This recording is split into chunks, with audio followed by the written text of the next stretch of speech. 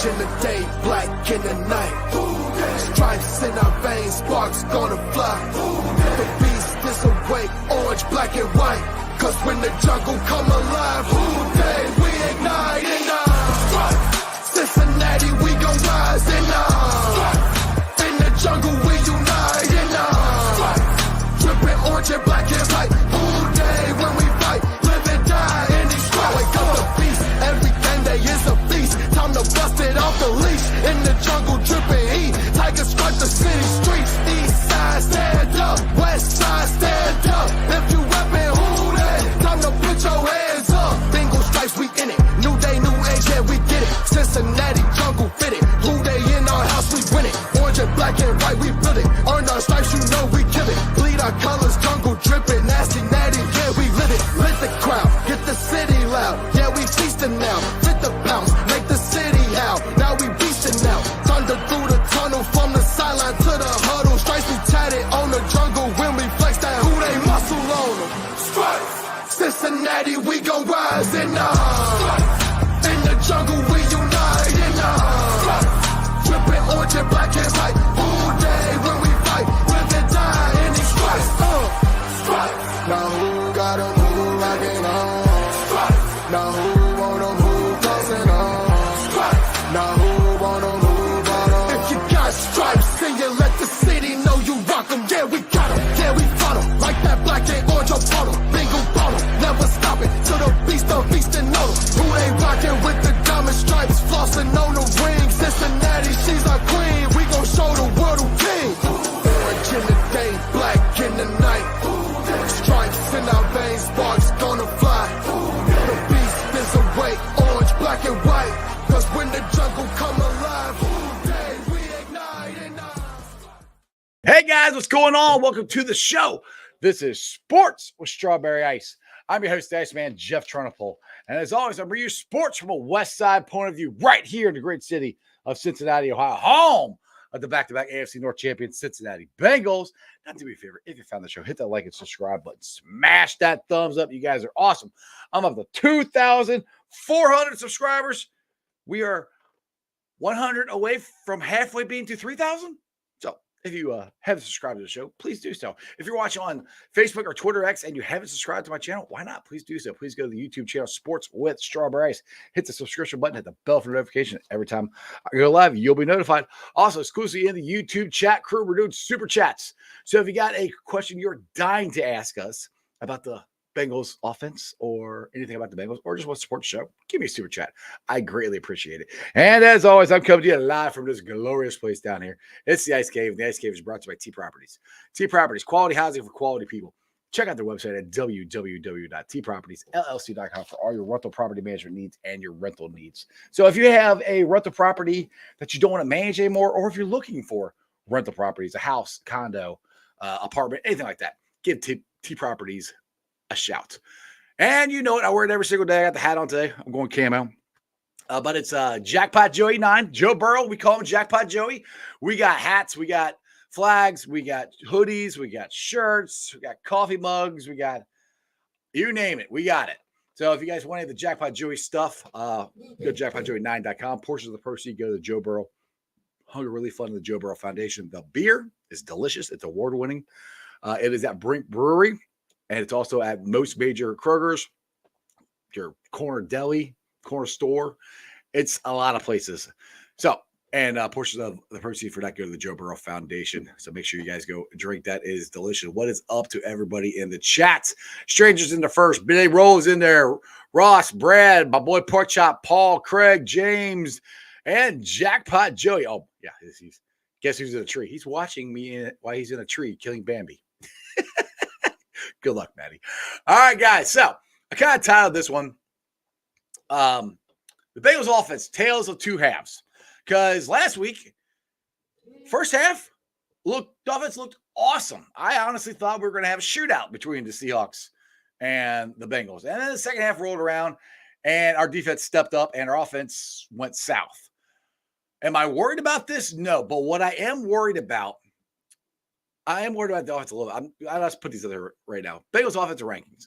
They're 28th in passing, 32nd in rushing, 27th in scoring, and they have the fewest explosive plays. Now, what is concerning to me, the passing game, I think, is going to come around. The rushing attack, that's the one that is concerning me because Joe Mixon is getting a lot of carries, and there is no explosive plays with Joe Mixon. You have Chris Evans, who has been on the Bengals roster for 4 years now, and when he does play, it seems like he makes an impact. And he gets the ball, he makes an impact. Why he is not getting any playing time, I don't know. I think we need him or Chase Brown or Travion. One of those three has got to step up and be the explosive back for the Bengals. That's the one thing I think we're missing in this offense. The other thing we're missing is a tight end. Now, if you guys ever watched the show, I was not like ecstatic. We got Irv Smith, but I thought Irv Smith, if he's healthy, he could be pretty good for us. But these are the stats I got for this year. He has 6 receptions for 32 yards, averaging 5.3 yards. Now, my boy Tanner Hudson, who's only played 2 games, has 18 yards and 30 yards. He's got more receiving yards in 2 games than Irv Smith has in the entire season. Now, what I'm proposing, and we'll get to Jason Garrett here in a minute, and I'm setting this all up, and he can give you his points as well. What I'm proposing here is Irv Smith has an injury. Irv Smith doesn't dress against the 49ers and make Tanner Hudson your number 1 tight end. I'm going with him because I think he is on the roster we have right now, he is the best all-around tight end we have as far as blocking rate. If you go look up his PFS, blocking rate is not too bad. Go look at it when he was with the Giants. Pretty good blocking right there. And his pass catching. That's what we need. Joe Burrow needs the check down. And that's the thing. Like, that's the other thing. If you put Chris Evans in there, maybe he could be the check down back that, we haven't had yet, for Samaje. The check down was Tanner Hudson, or excuse me, it was Hayden Hurst. Tanner Hudson can be that check down. These are things that I think would help the offense. Now, Brian Callahan was talking the other day. He sounded very frustrated. I heard this on Hear That Podcast Ground from Paul Danner. He's frustrated. He's irritated with the way this offense is run. Joe Burrow is irritated with the way this offense has been running. Those are good things. I think there are changes coming. I think they're going to buckle down and get this thing straightened out because for some reason, the Bengals offense really doesn't start taking off till the second half of the season. Just go look at the last 2 years. Anyway, those are my thoughts. He is in the waiting room. He ran home from work. I appreciate him jumping on the show. He is Jason Garrett from a 3 and Out podcast. What is up, my man? What's going on, man? Thanks for having me. Hey, no problem. I like the beard. The beard's new. I like that. Looks good. Yeah. All right, and all my rambling on there, what are your thoughts of just, like I said, the tail 2 halves, how it consists of this offense and running back room in general, the tight end room in general? What do you got? Well, the 2 halves, the first 2 drives, they looked great. They drove down the field. They scored touchdowns. I mean, that second touchdown pass to Yosevich, I mean, Joe Burrow was backpedaling with the ball down at his hip. I mean, he was feeling it. You know what I mean? You could see he was feeling it. And then everything just stopped. I mean, even the third scoring drive they had was a field goal. They didn't gain a single yard. Right. They went 3 and out, not a single yard. And the only reason they got a field goal was because they were set up with great field position from an interception. Yeah, by Cam Taylor Britt. Exactly. So, I think it's a little bit like you said, the passing game I think will come around. Burrow came in unhealthy. It is clear as day that he was 100%. You know what I mean? Hasn't practiced, hasn't gotten a rhythm with guys. He is with Jamar, but kind of expect that considering that they've known each other and played together as long as they have. Right. The running game's bad, really, really bad. I don't want to lay it all on Mixon's feet because it's not all on Mixon's feet. There's some bad play calling. There's some bad offensive line. Like when it comes to run blocking, there's been some struggles there. And Mixon's they're backed up in the end zone.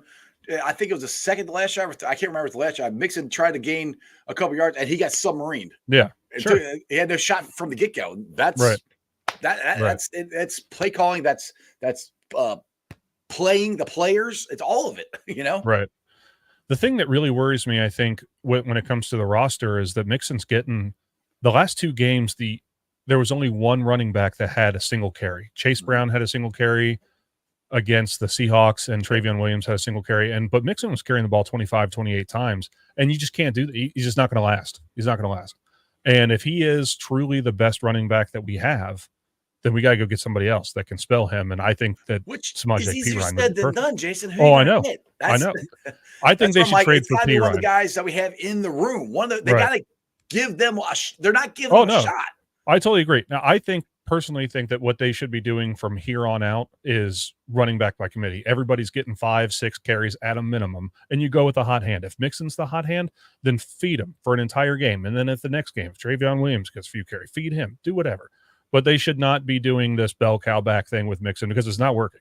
It's not working at all. And if you got to experiment, put different guys in, rotate guys through, including Chris Evans, which I don't know why he's not getting in either. It's truly a mystery because we've seen what he can do in the passing game, especially as an extra receiver. You know what I mean? Mm-hmm. So whatever. But I would like to see a running back by committee. It sucks for anyone who owns Joe Mixon in fantasy, but that's how it should be. And then at tight end, I think that they just didn't do enough. I don't know if it's that they don't value the position and they thought Irv Smith Jr. would be enough, but surprised the tight end with durability concerns has missed 2 games already, and he's not productive at all. Yeah, that's more of the concern with me. We knew the durability thing, but even when he's been playing, he hasn't done anything. Yep. I mean, I can put the stats up again. This is through what, 6 games? How many games is this? Yes, yeah. Six receptions, and he's missed 2 games. He's averaging only 32 yards, 5.3 yards. That's awful. That's awful. Last year, or the last 2 years, this is not by design that the tight end isn't involved. CJ Uzomah had a couple touchdowns and 300-something yards at this point in the season. Hayden Hurst had less, but he really picked up in the latter part of the year. He didn't get targeted at all in game 1. He missed game 2 last year, but he still had 3 or a few more yards than Irv Smith Jr. has at this point. So the tight end not being involved in the Bengals offense is not by design. It's because they don't have a tight end. And I totally agree with you. Moving out of the bye week, it should be Hudson. Tanner Hudson should be tight end 1, or at least have him active on game days. Just have him active, yes. But that's my next question is like, to have him active, most teams, you could do this. Most teams don't have 4 tight ends active. I think Drew Sample, it's been say what you want about where he got drafted. He's been an elite blocking tight end for us, and he's made some plays. He is what he is. He's got a niche, and it works for this team. Mitchell Wilcox, special teams guy, and they have their niches. There is no niche for Irv Smith. So that's where I'm like, do you just don't dress Irv Smith? Do you go with 4 tight ends? I mean, how do you work this in there is my thought. Or do they just cut ties with Irv Smith altogether? Yeah, I mean, as far as that goes, I don't know. I know that they brought Irv Smith in thinking he's going to be this pass catching tight end that's going to be, he's a little bit smaller. He's not, but he's not doing anything. I thought, he can stretch the field maybe more than Hurst and Uzomah can, but he's not doing anything. He obviously doesn't have the trust of Burrow. He's only been targeted a handful of times.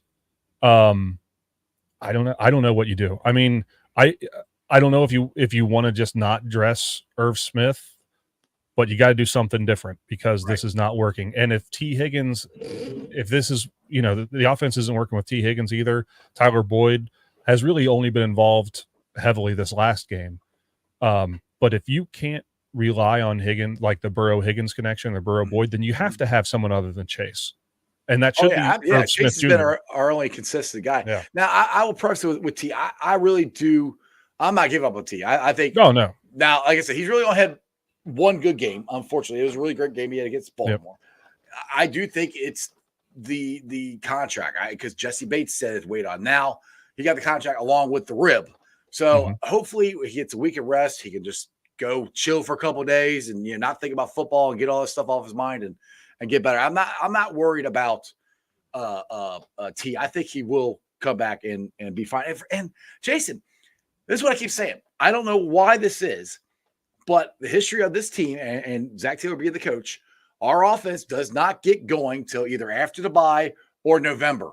Yeah, and we start taking off. And like last year, we complained about the offense for the first 2 months of the season. But then we ended up averaging, I think, 26 points a game, which is like one of the top five in the NFL or something like that. It was pretty close. Either way, I mean, it wasn't nobody averaged 30 last year. I think Kansas City averaged 29. I think they were the closest. So I'm not worried about the offense. It's going to get it figured out. There are, in my opinion, people on this roster right now that they are not utilizing, I think, that could help. At least find out if they can help. They're not giving them a shot. Chris Evans is one. I don't know about Chase Brown. I know Chris Evans. I've seen him do it. I've been banging the drum for him for 3 years. I know he can do it. I said Chase Brown, I'd like to find out if he can do it. And Tanner Hudson, I like Tanner Hudson from training camp. I'm like, honestly, that dude, I thought he was going to be, now I didn't say starter because I was pretty much on the Irv Smith. I wasn't ecstatic that they signed Irv Smith. I was very disappointed that we didn't draft a single tight end in the draft. We should have drafted somebody. I really think they were, for some reason, they didn't want to draft above where they had these guys ranked for some reason. Right. And so, which I get that, but sometimes you have to draft for need. They needed a tight end. They should have drafted one.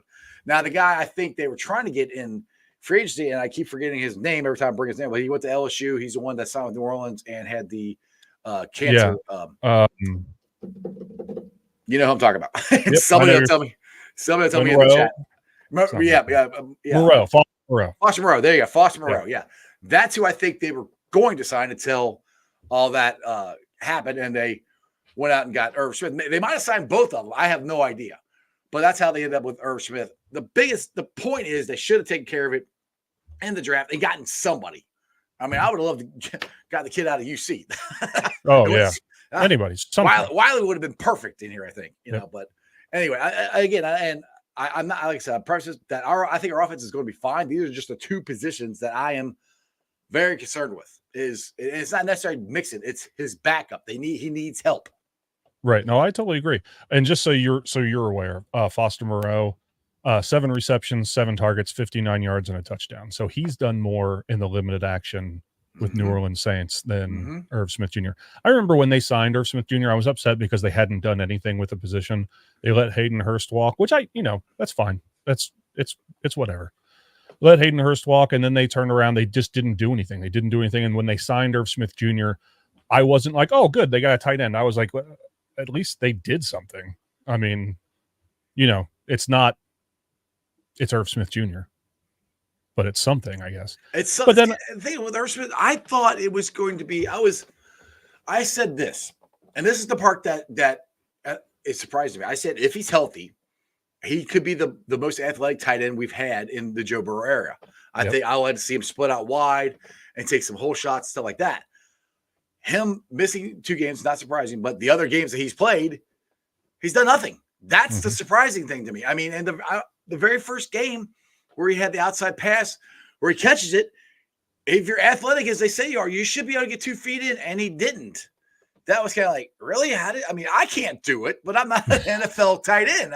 He should be able to do that. That was kind of head scratcher to me. And ever since then, it's not really, he's not got on track. Now, he could turn around and also play great because, Joe Burrow, jackpot won from a statue in Tennessee. They're running around like the MVP in Arizona in a week. So things can change in a week. So people thought, things don't change that quickly. Yes, they literally can't change that quickly. It's the NFL, and these guys are very athletic and they can do amazing things. So I think the big thing for me now, moving into, kind of the second quarter of the season, and like you said, like to your point about how they never start off strong, I think a lot of that has to do with, and we've talked about it, not you and I, but all Bengals fans have talked about it for the last couple of years is why aren't you starting any of your starters in the preseason?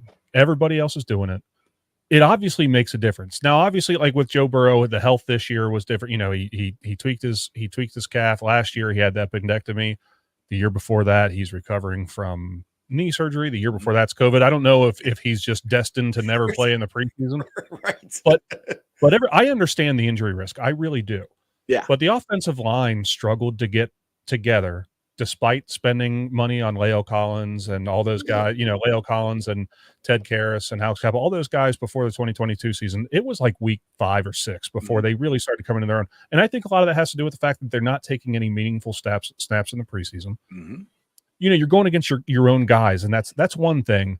But I think you hold back against your own teammates. You don't want to hurt anyone in practice. You know what I mean? You can't make game speed. Right. You can't. It's people would get hurt in practice and team. You know what I mean? You just can't. So they get in and they struggle, and then they'll get their feet under them. And I think that's all going to happen. Joe Burrow's too good.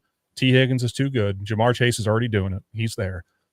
I don't know what's going to happen with Irv Smith, but I do fully believe that this offense will get going. And once the passing game is something that defenses are like, no, we can't be sending all this pressure at Burrow anymore. Like, he's back.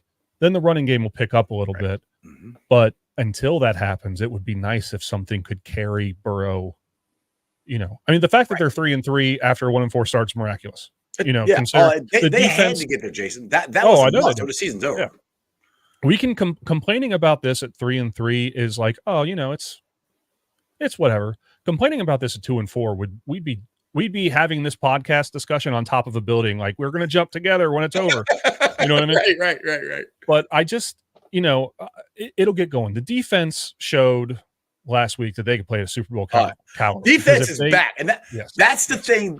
And I've said this on my show before. That was the more surprising thing. I wasn't surprised the offense struggled because we've seen it, but the defense has struggled the way they had up until last week. I mean, it started getting better in Arizona, but it really that's the Ludini defense right there. That was the part that was more surprising to me than the offense. Yeah, no, I totally agree. I was super happy that they just went off. And Seattle's a good team, so I don't think for a second. Too. Yeah, they got a great defense. We're doing all this stuff about the Bengals offense. You got to give credit to the Seahawks. I mean, their defense is almost back to where it was as far as the Legion of Boom goes. I mean, it's not there, but it's pretty damn good. So I mean, that has a lot to do with it too. To say that they're not going to make a lot of noise in January, they absolutely will. They absolutely will. So, I mean, it's a tough team. It's difficult to win in the NFL, and Seattle came out here, but the defense won. The defense won that game. Yeah. That's it for sure. Absolutely. If they come out after the bye, if they get going and they come out of the bye and they figured out what's going on offense or the next 2 weeks, they kind of treat it like, hey, we're going to get all that missing time back. This bye, we're going to get all that back. I think they can win the Super Bowl with a 3-3 start. And if they do, no one's going to remember this crap from the beginning. Right. Exactly. But if they do not fix it, they'll struggle to make it into the playoffs as a wild card team because the next stretch of the schedule is brutal. Oh man, it's brutal. And the thing is, I keep saying this, it's the same as last year. Everybody's like, the second half of the season is even harder than the first. That's the way it was last year. Our offense is terrible. That's the way it was last year. Yep. I mean, I have no idea. Don't have a crystal ball. So they're saying, we're going to run to the AFC Championship game just like we did last year. I have no idea. I'm just saying this team has been there, done that. They know how to do it, So, and I agree with you. And Zach Taylor's record, I should look this up, but Zach Taylor's record coming out of a bye, I think it's pretty good. Yeah. So, which I'm really, and just all right. I'll read this comment here because it kind of ties into what I want to say here. Okay. Tebow says, Jason, what's your thoughts on Brian Callahan's comments on the offense struggle? Kind of took me by surprise. But what's your take? So what Callahan was basically just saying, he's frustrated. He's pissed off about the way they're playing. They're missing assignments. They're missing, I heard him say something about, you cut the route off a little too short. And that's the thing. It's the details that they're missing, which goes to your point. If you play them in spring or training camp or preseason, you don't have to, hopefully not have to, where you would have these bugs worked out by now. Again, that's where maybe they should play them.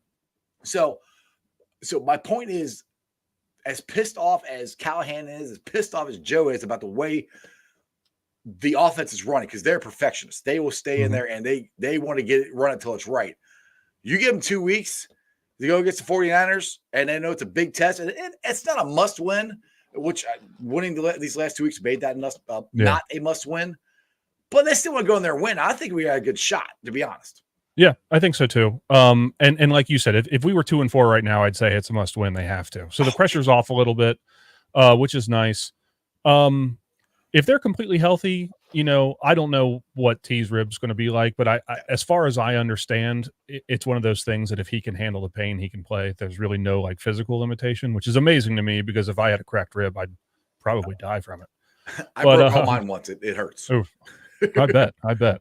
But I think they have a good chance. The 49ers are one of the most complete teams. I don't know how healthy they are. I know that Deebo Samuel's banged up. I know CMC is out, but I don't know. I heard somebody said that they're supposed to play Monday, but that's another good thing is the Sucky Niners be coming back on a short week. Right. They got a short week. We're coming off the bye. Hopefully they can refocus. I could see this game going either way. I could see it going either way. As far as my thoughts on Brian Callahan, I think the most intriguing part about it was how animated he kind of was, or how he was pretty. You don't ever hear them do that. No, you don't. And it's so much coach speak, like, oh, we're going to keep it all internal, and I'm just going to tell you whatever I can to make you write your article and shut up. But he was pretty animated, and he said the changes are going to be made, and I hope that they come out and they say, okay, we got some time now. Now we're going to bring in Hudson in. Now we're going to start expanding the role of some of these other running backs. If they could come out and they could fix, even just get to 4.2 yards per carry. That's it. I'm not asking you to run 7 yards a carry. Like, there's a couple teams that are doing that. Just 4.2 yards a carry, just enough for a defense to be like, got to watch out for it. We can't just bring everything we have at Burrow. I don't know. I mean, play calling, it might have to change too. Well, see, I'm glad you brought that up. I'll ask your question. Mm-hmm. I'll ask you this question. Now, see, everybody always keeps bringing that up. That, maybe Zach should stop doing the play calling and maybe Brian Callahan should take it. Now, I agree with this, that if he gives it up, it takes more off his plate so he can actually diversify, be CEO or whatever, and kind of concentrate more of the stuff. It's the same playbook. Mm-hmm. Brian Callahan has never called plays. Right. They've said over and over and over again that they're lock steady, which could be coach speak. I personally, which I'm not saying you should or you shouldn't do it. I personally don't know if it's going to make that big of a difference because it's still the same play call. It's still the same offense. What's the difference? Who's calling it? I mean, there's only so many elite play callers, and that's what everybody acts like Zach Taylor should be. There's 5 maybe elite play callers in the NFL. Yeah, you can't ask every head coach or every offensive coordinator to be that guy. The only reason I say it, I'm sorry, I didn't mean to cut you off. Go ahead. Go ahead. The only reason I say it is because the last offensive drive of the Bengals game against the Seahawks, they're up by however many. One, I don't know, 3. Yeah, up by 3. They have the ball back, and if they're in a situation, if they get the ball, if they get a first down, the game's over. It's over. And they went 3 plays, 15 seconds, 3 and out, which is that's 100% coaching. It was 3 awful play calls. There's 1 pass. I don't know. Burn some clock. Was that the one that Burrow missed? Chase, I don't know. No, it was one where he threw it and there was nobody there. I don't know if it was just a miscommunication. And then they ran the ball and then they threw another incomplete pass. The running one, Mixon got just undercut. I mean, the offensive line, he had nowhere to go.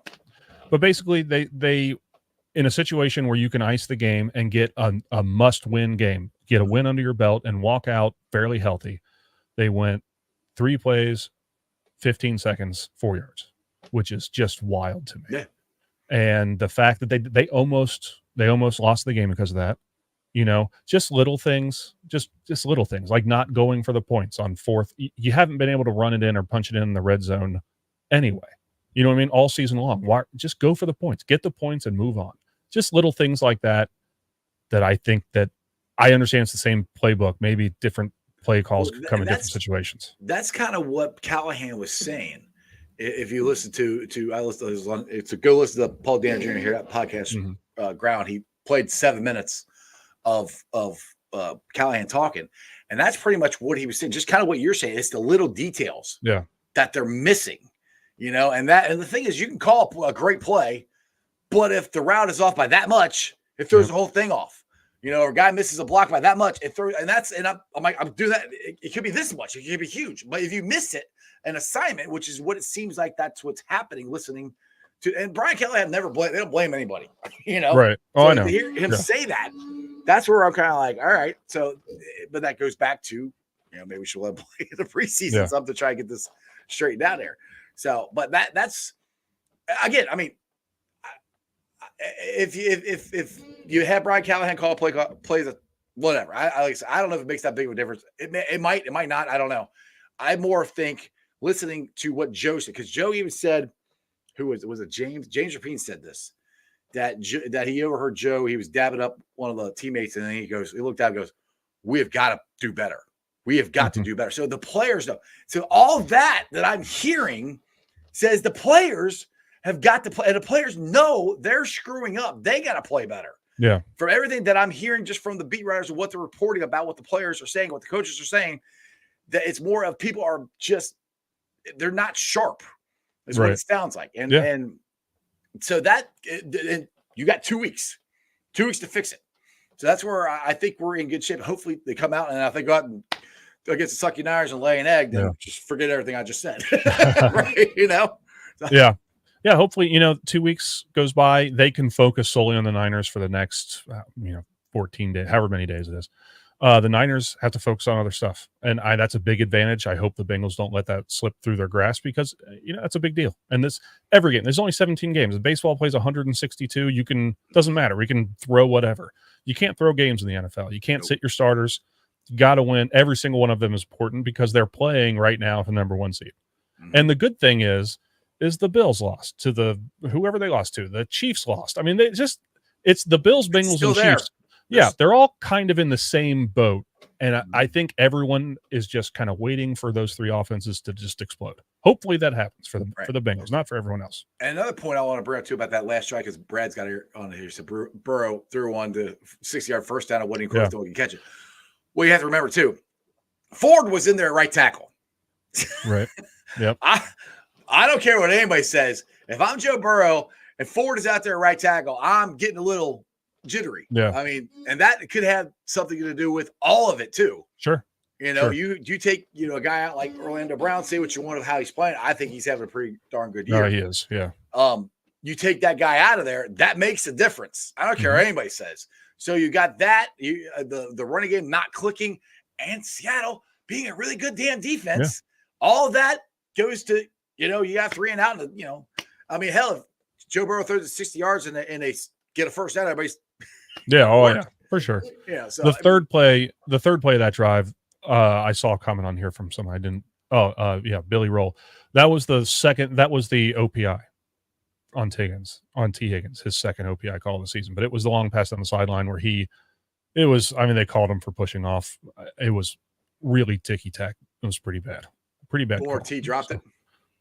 Yeah, well, T dropped it anyway, but they called OPI. So even if he caught it, it wouldn't have mattered. So right.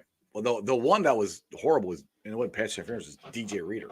He got that sack, and they called him a 15-yard penalty. I'm like, what the hell is he supposed to do? He didn't. I've talked about this before. I'm not sure what's supposed to do. He goes straight up, hits the guy, puts him to the ground. He didn't drive him. I understand that's the thing. They drive him to the ground.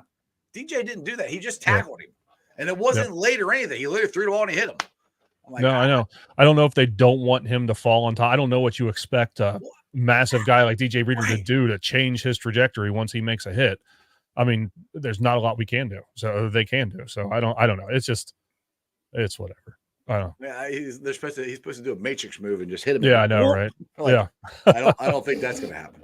Yep. So, all right, the chat is blowing up. I'm trying to get you guys in here. Let's see here. You're new, T. I can't read that name. Zach knows the play con, obviously, but not necessarily the best strategy for the job and calling the plays. Does Brian Callahan? The thing is, your next option is Brian Callahan. Does he know it? That's kind of that's what it was.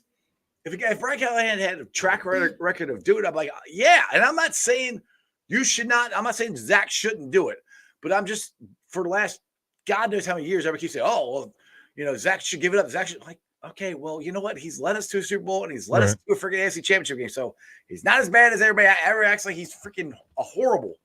There's only so many elite play callers. Is Brian Callahan one? I have no idea. I don't know. But what has worked or what we've had the last couple of years has sent us to a Super Bowl, has sent us to an AFC Championship game. Oh, yeah, for sure. I think it's just time. I think I kind of look at the first, it's 6 games, but they've obviously improved. I mean, the Arizona game, I thought that was the coming out party, Yeah, and it looked like it. it was for a little while, but I just, it's one of those things. I think they just need time. It's that there was the injury, no starters in the offense. Defense looks good, but they played in the preseason. This is not happening. They're not going to bring in somebody outside the continuity is such a big deal. That is I'm sorry. They will not bring in somebody new. And that's the other thing that kind of cracks me up when we talked about running backs and tight end. Everybody's like, well, trade deadline here. I'm like, who are we going to trade for? I'm like, and I kind of asked Corey Dillon this on the show Monday, and he goes, all right, well, what are you giving up? Yeah. I mean, and the thing is, like, what are you going to for? Okay, will Denver? Well, the Denver sucks. Will they just give us back Samaje? No, they probably want a second round pick for him. Yeah. I mean, I don't know. That's why I'm not saying I wouldn't, but I don't know if the Bengals would because they didn't sign him. Right. Oh, right. Carolina, the Panthers do bad. They should give us Hayden Hurst back. Well, they're not. Nobody's going to give us anything. You know? No one's going to give us anything. And I know that the Bengals, I think it was Mike Brown that made the statement a long time ago about, like, when it came to trading, remember everyone was calling them to trade AJ Green. So last year was contract trade him. And he said, I'm not in the business of making other teams better, which is true. Except you don't want to just for T. That's what it was. T. Yeah, that's what it was. But and they're not going to. Draft picks are such a big deal. I mean, draft capital is huge. You know what I mean? They're not going to just hand draft picks away, especially to division. Well, in the Broncos case, not a division, but conference rival.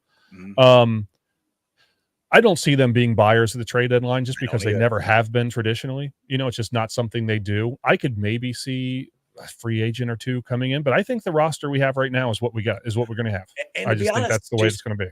Like I said, if Tanner Hudson, you get him in there and he does, and I'm not saying Tanner Hudson is a all pro or anything. I'm thinking he's the best option we got right now. And hey, Irv, if you're watching, maybe you go and you take off, and I hope you do. I hope you do. Maybe prove us wrong. Right, please. Yeah. But Joe Mixon, the running back, Joe Mixon is going to get wore out. He's going to get wore down. He's 27 years old. I mean, I'm 48, 27 young to me, but football years as a running back, that's older. You're getting onto the downhill part of your career where you didn't carry the ball as much as you are this year. That's why Chris Evans, Chase Brown, Trevion, somebody. And that's where I think they're going to find it from within the building, and they have to find it from within the building. Yeah. And that's the thing, is there is a combination of players in the active roster and practice squad. There's a combination of players that can win the Super Bowl in February of 2024. I know there is. That's how good Joe Burrow is. That's how good Jamar Chase is and T. Higgins. That's how good this offense can be. They just have to do the right things. And when it comes to getting more guys involved in the running game, so Joe Mixon his legs don't fall off of him.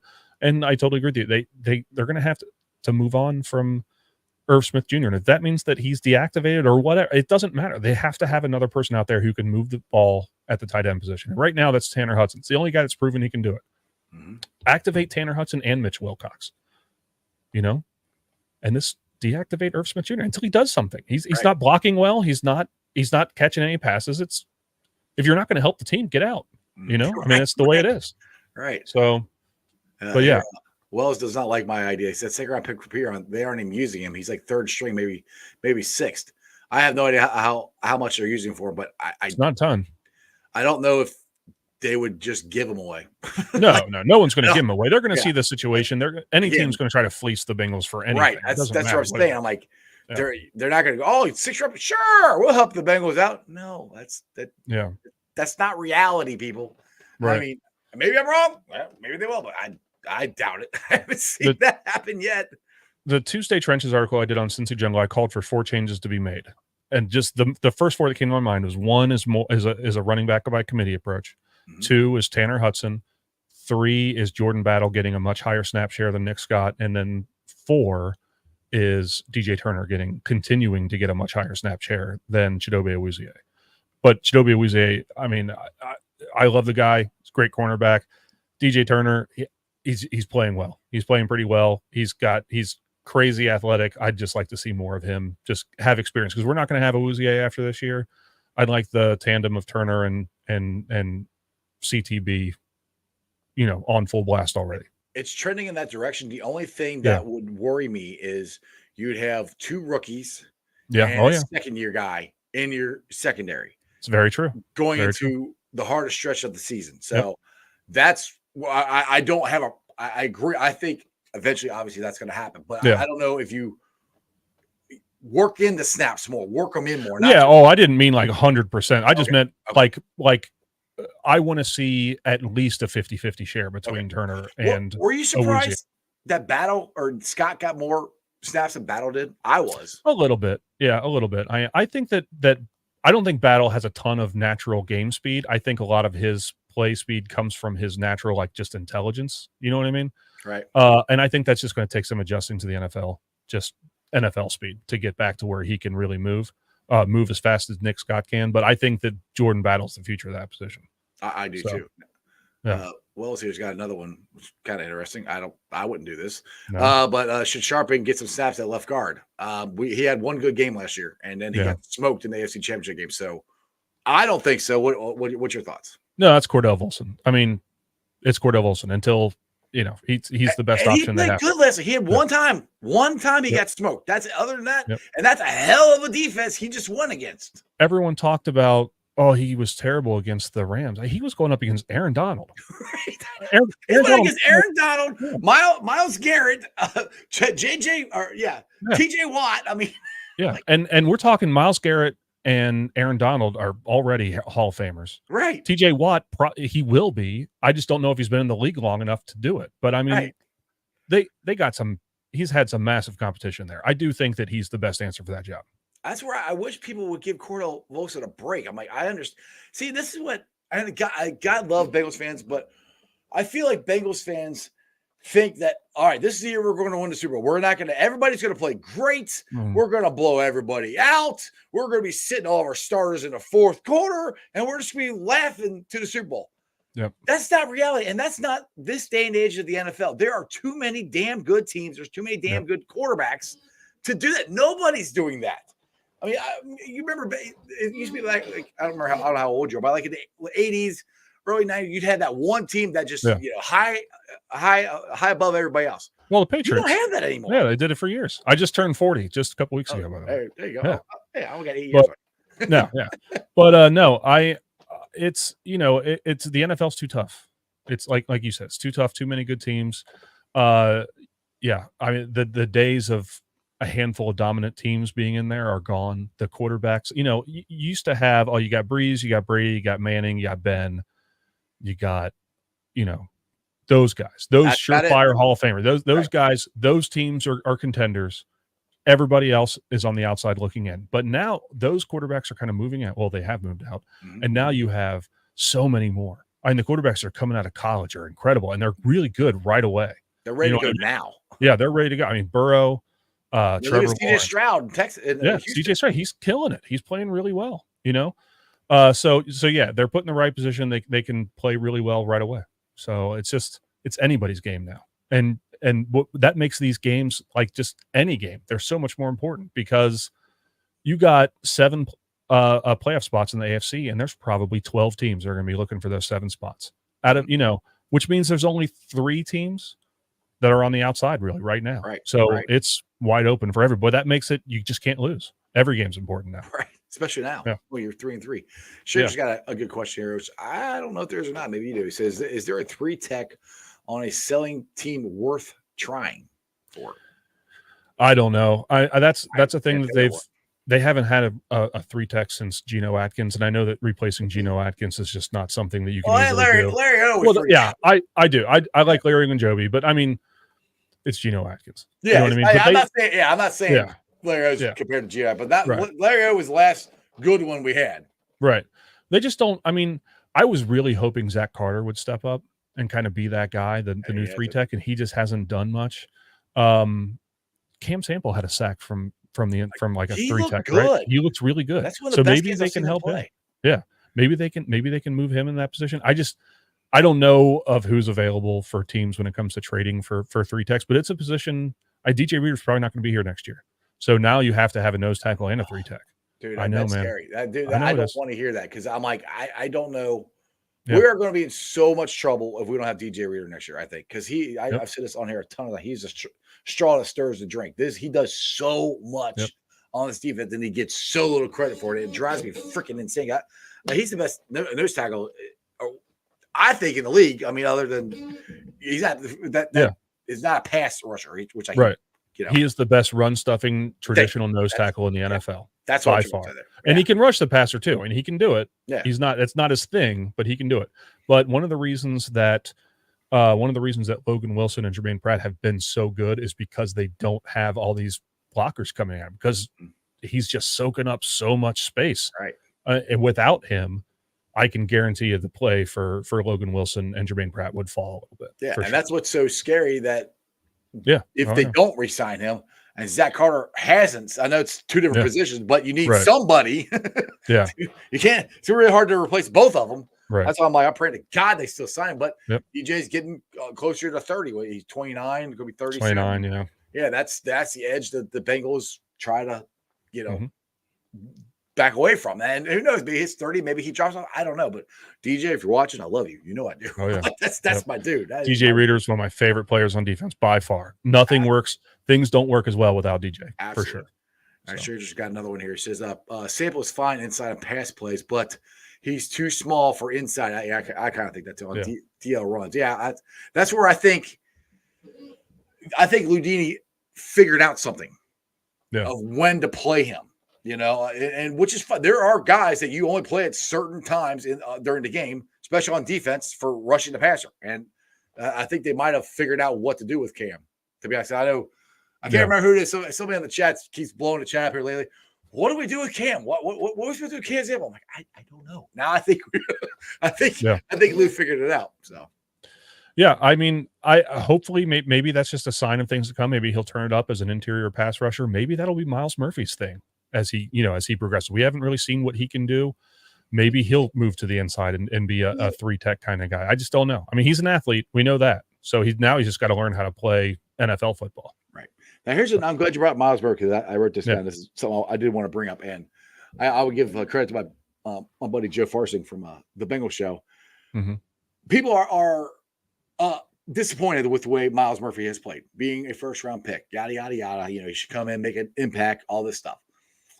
All right, everybody, I think in this chat can agree with me. We're all ecstatic with the way Dax Hill is playing right now. Yes. Last year, everybody was disappointed in the way Dax Hill was playing. Yeah.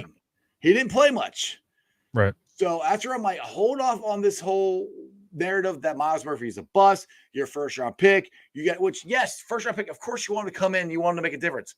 That doesn't mean that he won't. And I've seen glimpses of Miles Murphy making strides in the right direction. Mm-hmm. So that is my – and when he brought that up, like, that's a great comparison, because I've been trying to figure out how to compare them. They're two different positions. Right. But same rookie season, second year, they take off. Hopefully Miles does in the second year. Well, think about, they drafted Dax Hill to replace someone that they knew was going to leave. We all knew Jesse Bates was going to leave. They weren't going to pay Joe. They weren't going to be able to pay him and then turn around and pay Burrow and Chase and all that stuff.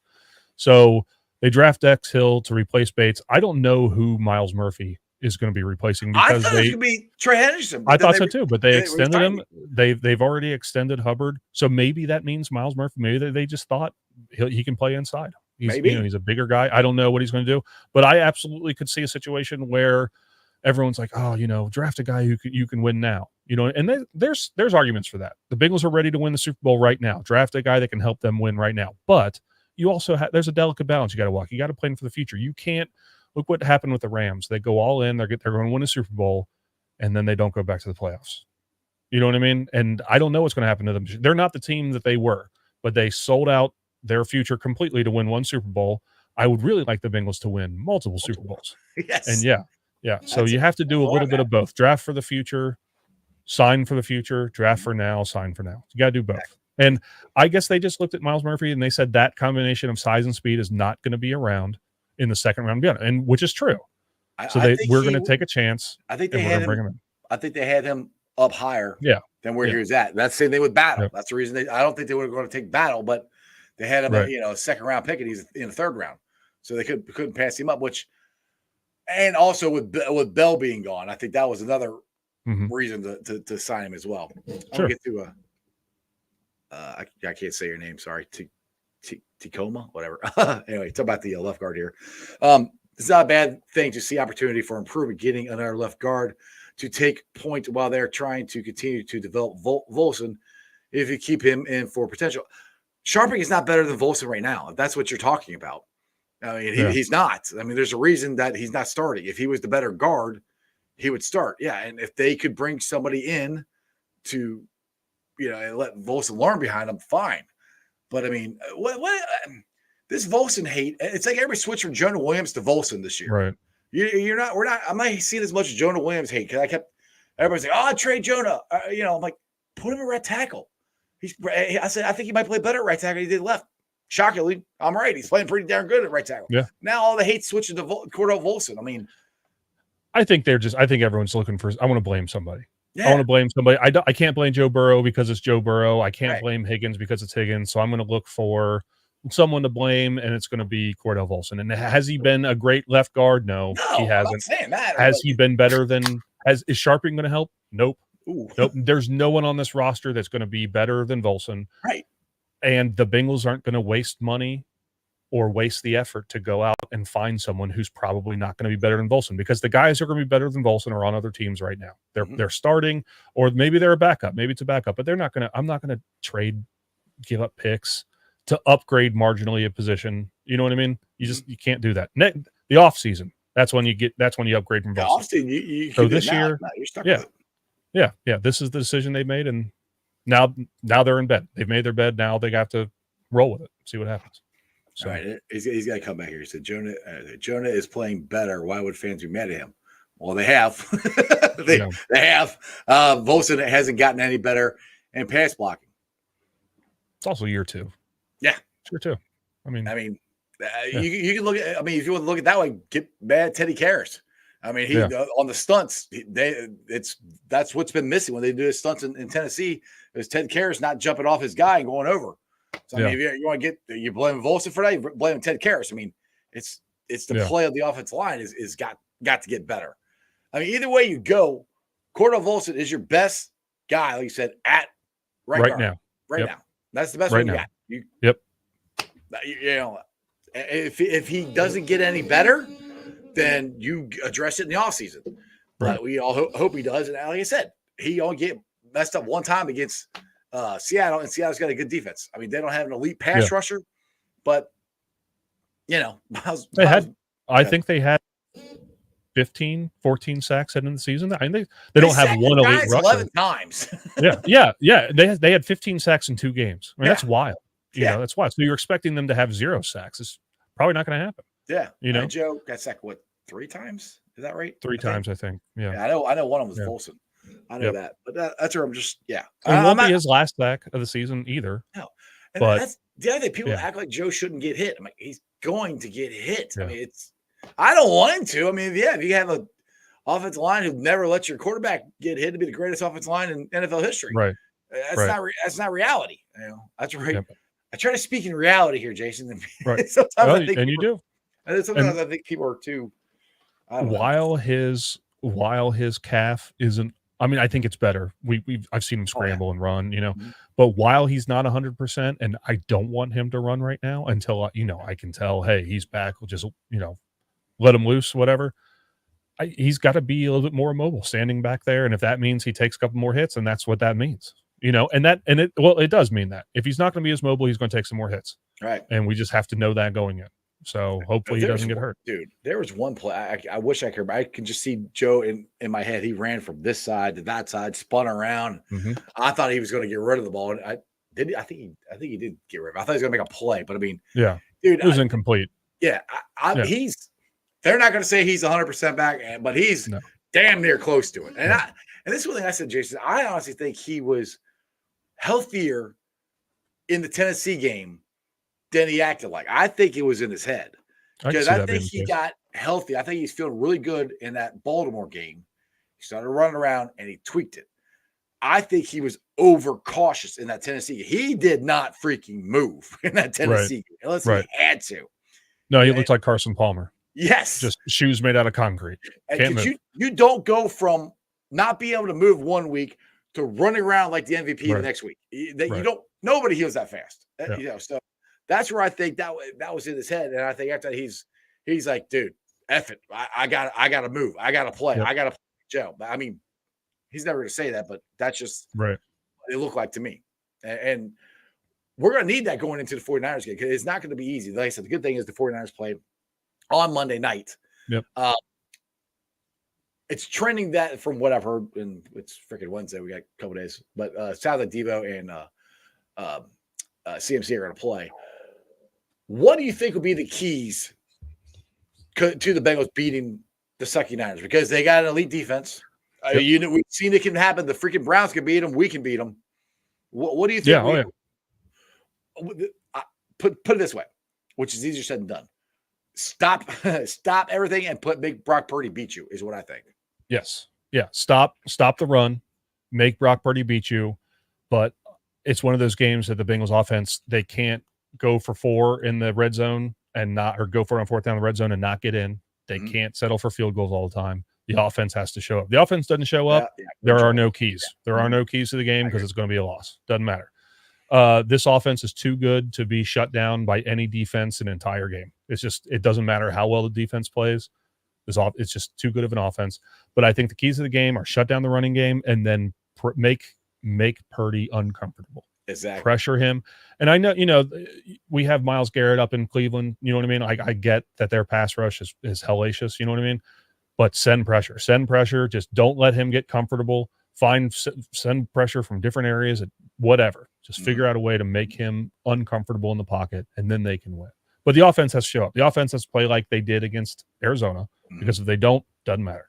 Right. I think, and that's what I keep prefacing this with, having 2 weeks off, or a week and a half, however you want to put it. They got a week off. Joe Burrow getting healthier, T. Higgins getting healthier. The emphasis that I think that they're going to put on the details of the offense, it's going to be hammered into their heads. And I think the offense is pissed off, and they're really going to come out and try to show that they are who we thought they were, a really good offense. Hopefully Tanner Hudson gets some more snaps. Hopefully Chris Evans, Chase Brown, Travion, somebody, like I said, maybe running back by committee. Yep. They got to find somebody else to try to run the ball. Those are the keys. We got like 2 weeks to talk about this. It's going to be a long 2 weeks. Yep. You've been on 57 minutes. I appreciate you coming on, Jason. I do. Absolutely. Tell everybody about your podcast, about your article at Cincy Jungle, anything else you want to plug before I let you go. Yeah, man. I appreciate you having me on. I got the 3 and Out podcast with Kevin Brown. We're on every Thursday morning on the Orange and Black Insider. And then I write for CincyJungle.com. I got a Tuesday column called Tuesday Trenches, comes out every week, and then 4 or 5 other things. I usually do the matchups to watch for the game, stuff like that. So yeah, CincyJungle.com, and then Orange and Black Insider. We're 3 and Out. So. Have you had AC on your show yet, Anthony Cosenza? Yes, yeah. He came on the show. AC came on the show to do we broke down the schedule with him. Okay, when he comes on, you know his nickname, right? Godfather. Yeah. That's the Godfather. Exactly. Yep. You have to address him as he gets a little upset about it if you don't call him that. Yeah. I'm sorry. Yeah. You come to me on the day of my daughter's wedding. Yes. I'm the Godfather. Anthony Cosenza. Yeah. All right, Jason, I appreciate you, man. We'll have to do this again sometime. And like I said, don't be a stranger. Get this. Absolutely. Whole football thing is, it gets in the way of us talking. Yep. Having fun. I hear you. All right, brother. I'll see you, man. Who day? Yep. Who day? All right, guys. Go follow Jason at Cincy Jungle and the 3 and Out podcast. He does articles, all kinds of stuff. I agree with Brad. Hit the likes. Help me out. I appreciate you guys doing it, because you got to hit the likes, got to hit the thumbs up, subscribe. Helps all the algorithm, share the show out, all that stuff. A good conversation today, guys. I really do appreciate the conversation we had. And like I said, I just because I say stuff that doesn't I don't take this too seriously. It's serious, but we have conversations and debate and have disagreements, but we're all still cool. We're all Bengals fans. So I appreciate all the comments and everything you guys bring to the show. Because like I said, if you guys don't comment, don't watch the show, again, I say this every time, you probably get tired of me saying it, I wouldn't be able to do this. I would be able to have the cool guests that I have coming on the show. So I appreciate you guys. Now, tomorrow could be a really long show. So if you are here at 5:30, you might want to buckle up, because we got the greatest running back in Bengals history, Corey Dillon. Yes, he's on again. But I got him. I got Jeff Hobson on at the same time. I think that's gonna be really cool because they haven't really they talked, stuff, but I'll let them tell you. I think that's gonna be a cool hour. Second hour, I got Matt from Cincy Hats because they're going to do a launch party for the new line of hats this weekend. I haven't seen it announced yet. Maybe they're going to announce it tomorrow on Twitter. Hopefully by the time I'm sure by the time they come on the show, they'll be on. I'm hoping Ted Karras will come on, but I doubt it. But anyway, we'll be on with Matt. So I might be on for like 2 hours, might be an hour and a half. So make sure you guys subscribe that and check in. Corey Dillon, Jeff Hobson. It's going to be a great show. And then, of course, my boy Matt from Cincy Hats will be on. So anyway, let me get to the Facebook groups that let me live stream. And as always, I appreciate every single one of you guys. They are Who Dey Nation, Who Dey Legion, Bearcat Ruckus, Radical Reds, the Ohio State Bucknuts, the Ice Bar. And then, of course, you can follow me on all my social media platforms, all under Sports with Strawberry Ice. I'm on Facebook, Instagram, Twitter X, and TikTok. Twitter X handle is at Jeff A. Trenopole. TikTok is at Iceman90. The rest of it's under Sports Strawberry Ice. You can just Google it and find all my stuff. I'm also on Threads. I'll be pulling this out later on tonight, put it on the podcast. It's on BeanPod, Apple iTunes, Spotify, Google, Stitcher Play, pretty much wherever you get your podcast. Please make sure you rate, like, and review. And what'd you say? I gotta read those. Thanks for what? Hold on. Sorry. Thanks, Iceman, for encouraging, discouraging, and for giving me Dylan a platform. Love seeing more. Deserve to be on these shows. I appreciate you, man. I'm not trying to discourage you. I had to real. Kind of saw that out of the corner of my eye. I'm like, what? Pull the sound of later on. I put it on the podcast. It's on BeanPod, Apple, iTunes, Spotify, Google, Stitcher, pretty much wherever you get your podcast. Please make sure you rate, like, and review. YouTubers, man, you guys are awesome. I'm at 2,400 subscribers. I'm 100 away from being 500 away from being 3,000. That makes sense. So tell your friends, tell your neighbors about Sports Strawberry Ice.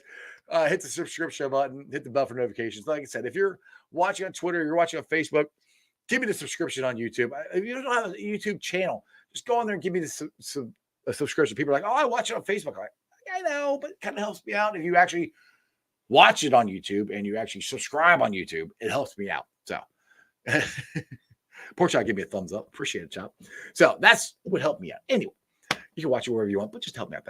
That's good. You guys have a wonderful day. I will see you tomorrow. I'm going to go watch some baseball here. Like, dude, I'm telling you guys this offseason, I'm going to talk more Reds, especially if they do stuff. I didn't talk to Reds at all last year because they didn't do anything.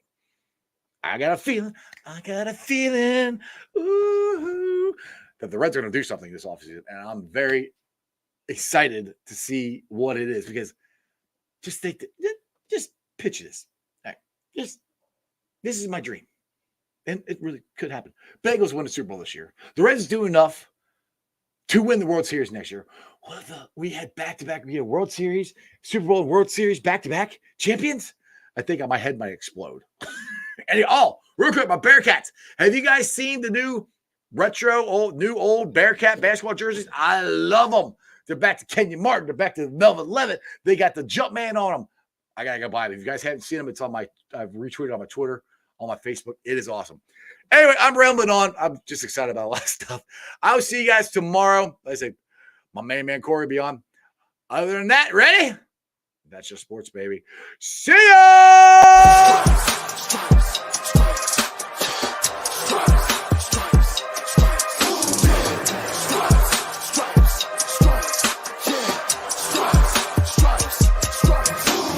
Orange in the day, black in the night.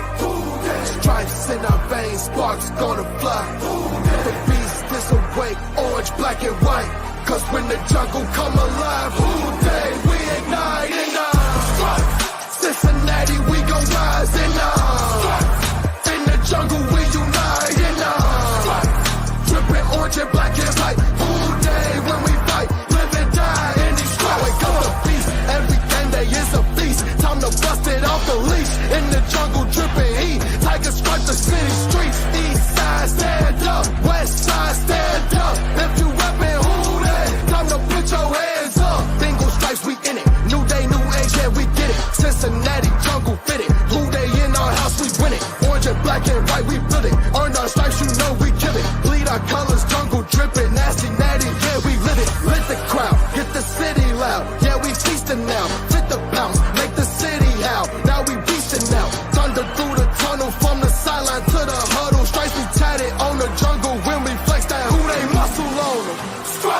Cincinnati, we gon' rise in the jungle, we unite in dripping orange and black and white. All day when we fight, live and die in these stripes.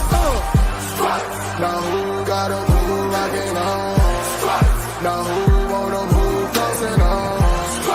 Now who wanna move on? If you got stripes, then you let the city know you rock 'em. Yeah, we got 'em. Yeah, we fought 'em. Like that black and orange on bottle. Bingo bottle. Never stop it till the beast of feasting on 'em. Who ain't rocking with the diamond stripes? Flossing on the ring. Cincinnati, she's our queen. We gon' show the world who king. Orange in the day, black in the night. Stripes in our veins, sparks gonna fly. The beast is awake, orange, black and white. 'Cause when the jungle come